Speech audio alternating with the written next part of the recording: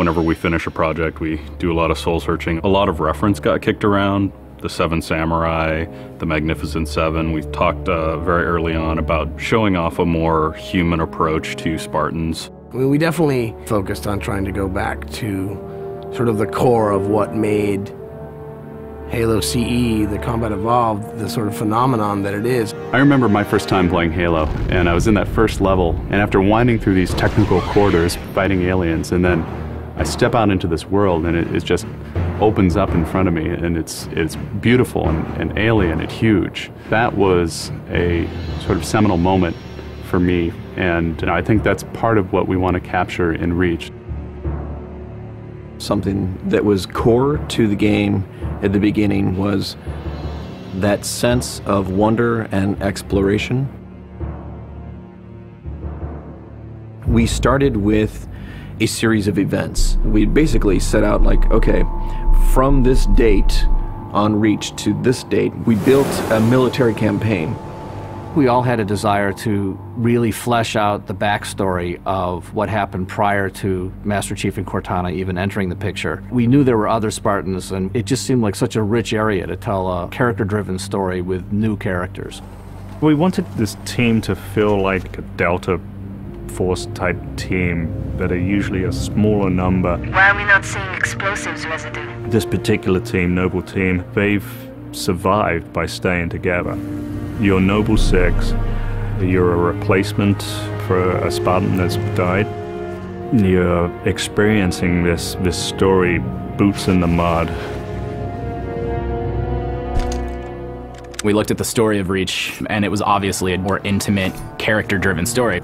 We really needed the attention to real-world detail, trying to make these characters' faces really feel like believable. We started everything over from scratch, came up with a whole new rig for how we animate faces and also how we approach like texturing them, modeling them, everything, and just put a lot more time. Difference about a couple million polygons. We absolutely want Reach to tell a human story, and that's going to require us to invest significantly into higher fidelity models, much more open environments, larger numbers of AI than ever before in a Halo game. To pull off the vision for what we had for this game, we ended up gutting almost every part of the engine, retooling things to make it run faster, to make it run better, and look better. We had to throw out all of our technical systems. We had to then throw out the content that went with it because that content didn't represent the new bar we were going for. Copy that, on our way. Don't need command to tell me.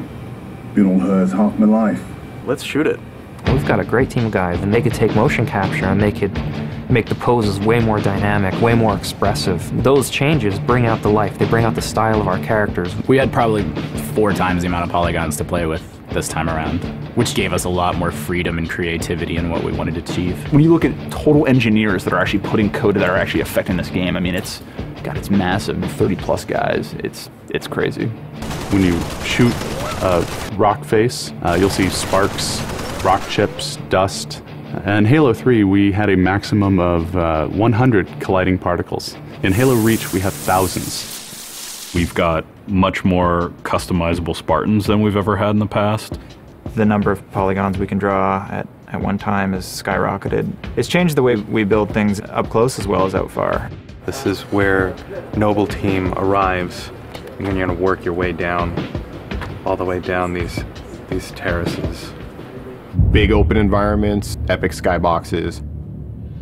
These are things that are quintessential to Halo. Like, we're building a planet that exists 500 years from now. We want to build spaces that you want to explore. We want to put twice as many characters, vehicles, and weapons into that environment. That's going to require massive improvements to the way we handle our artificial intelligence in the game. We now can put so many AI in an encounter that you can put 4 Spartans, the player, 8 Marines against 30-ish Covenant, and that's an actual serious challenge. Bringing the elites back was something that was really a true joy for us because they're such an awesome character to fight. What if the Spartans and the soldiers don't actually understand what the aliens are saying? What's that going to feel like? What if we can get back to having the aliens feel really alien and threatening?